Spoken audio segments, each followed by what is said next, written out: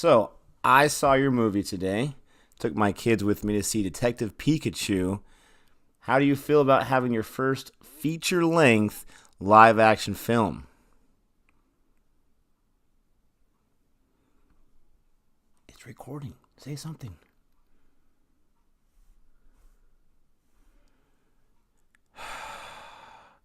In the movie, only one person can understand Pikachu, but at least you said Pika Pika. Here we go. Boy Reviews! All right, thanks for sticking around after that wonderful introduction. Nick Peterson back here at Boring Reviews, and I just finished watching Detective Pikachu, and I can't wait to tell you about it. So this was number 9 on my anticipated summer movie list. It did not really meet my anticipation. This movie is, I'll say, an okay movie. I think kids will love it. My kids loved it. There was a few other friends of mine who had their kids. Their kids loved it. One of those boys, I guess, kept talking about it once he got home.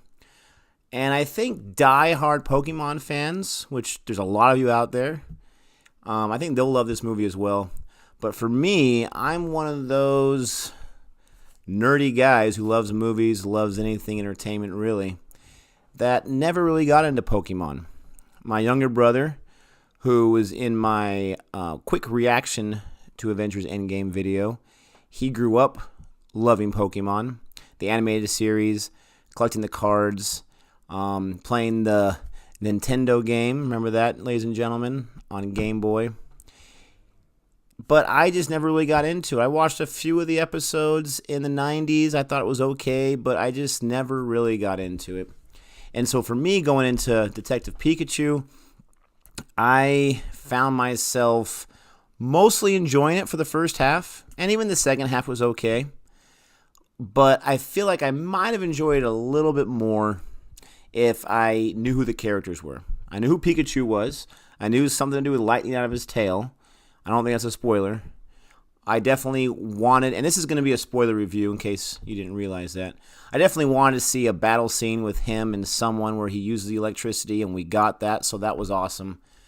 But I never really got into Pokemon, so when I saw all these characters, and there's a lot of Pokemon characters in this movie, when I saw those characters, it was cool to see them. It was cool to learn about them. I didn't get to learn a whole lot about them because I understand a lot of them were nods and almost Easter eggs, but not really Easter eggs. But it was fodder for the fans, we'll say. And so for those of you that love Pokemon and know the characters, have the cards, I think you're really going to enjoy the several Pokemon characters that make appearances in this movie. Some are very short, some are much more extended, but I think you're really going to love it. As a movie overall, I feel like this movie, believe it or not, kind of followed a similar path that the MCU movies have followed, especially the first 10 or 11 of them. But they follow a formula where the villain is kind of an afterthought. I can see them in the preparing stage where they want to introduce their characters, they want to introduce their main characters, their hero characters. They want to send you down a certain path like Incredibles 2 does. And then when it gets to the special effects, they want that to be glorious. And in this movie, I thought the special effects were awesome. They want the jokes to be there, and I thought mostly the jokes were there. Ryan Reynolds does a great job, and I think we just expect him to be funny. Because in Deadpool 1 and 2, he's hilarious. He can just make a simple comment, and he has the right amount of personality, the right amount of sarcasm to it, and it makes it even funnier than maybe it should be if someone else delivered that line. And so he was great. They have a rapport with the main characters like the MCU movies have. But when it comes to the villain, especially in this movie, very, very weak. And a lot of the MCU movies, especially Phase 1 and 2, the villains were, for the most part, weak. I would say it wasn't until Avengers 1 where we got a really good villain.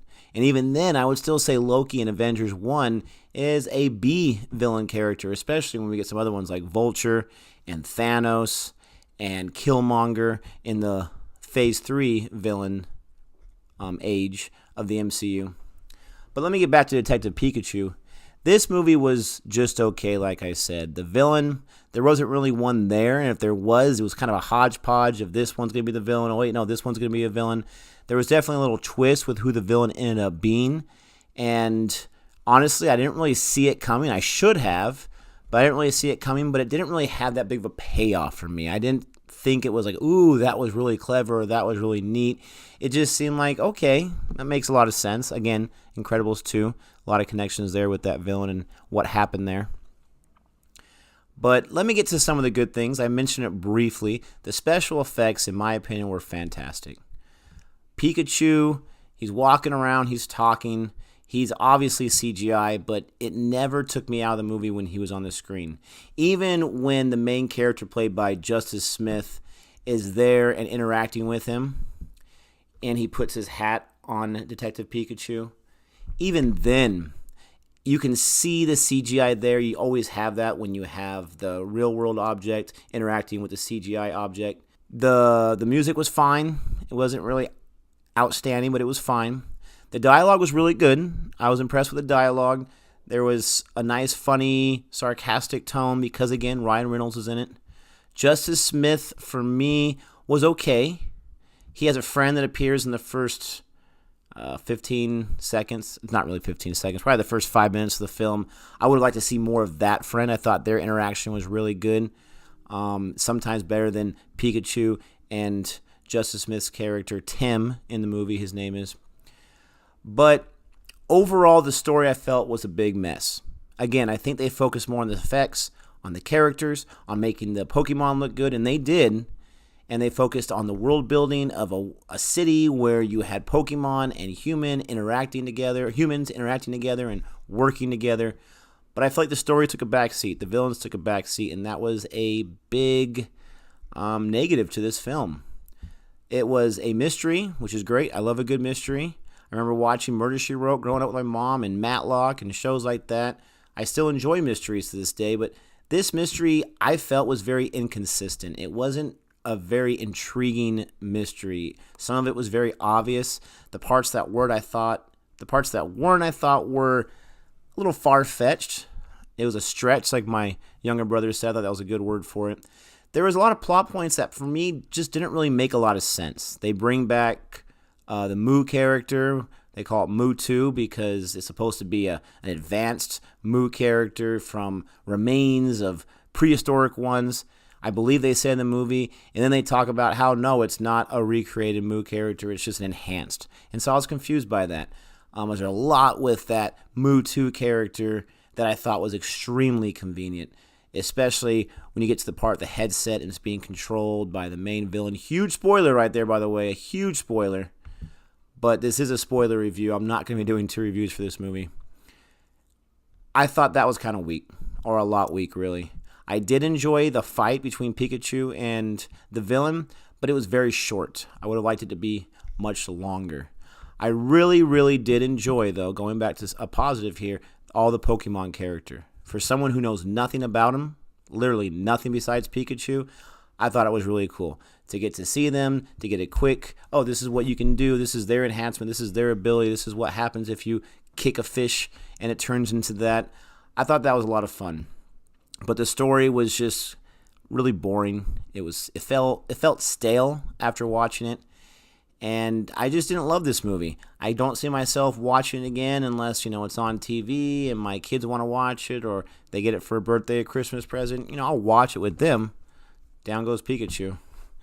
But he's fallen asleep in my review. Thanks a lot, buddy boy. I may have fallen asleep during your movie, so that's okay. But overall, this movie was just okay. I think they could have spent more time on the story. They definitely spent a lot of time bringing this movie out. Pokemon Go, that very popular interactive device game, that app, whatever you want to call it, came out years ago. They should have struck while the iron was hot, so to speak, on that. And if they were going to rush through and bring this movie and give it to the same quality that it came out to be, it should have came out a few years ago. Again, if you're a kid, I think you're really going to enjoy it. If you're an adult that loves Pokemon, I think you're really going to enjoy it. But you've got to admit, the story just really isn't there. The direction was all over the place. Some of the tying up at the end was very convenient. Especially, I'm not going to get too into it, especially with the dad character. I didn't really buy a whole lot of that, what happens to him at the end. I won't give that away, because I know some of you do watch this without seeing the movie. I won't spoil that for you, but I don't really get that part. It was very convenient. There's something that happens when a character says that this thing that happens at the end could not have happened until something else happened. It made no sense. All right, so I'm going to give Detective Pikachu, you know what? You may not want to hear this. I'm going to banish you. I'm going to give Detective Pikachu a C-. That's right. It was almost a D for me, but there are some good elements of this movie. Pikachu himself, very adorable, a great character, voiced by Ryan Reynolds, who does a great job. The visual effects, fantastic. Getting to know the Pikachu characters, even for most of them very limited as it was, fantastic. The overall tone of this movie was good. The setting and the props and where they were building, it was almost like a Tokyo meets America-esque type of civilization. I really dug that. I thought that was really cool, especially right here on the poster here, that whole look it has. I really, really like that. It's just the story wasn't really that great, and story is huge for me. The acting wasn't that great, especially by Justice Smith in the first half of the movie.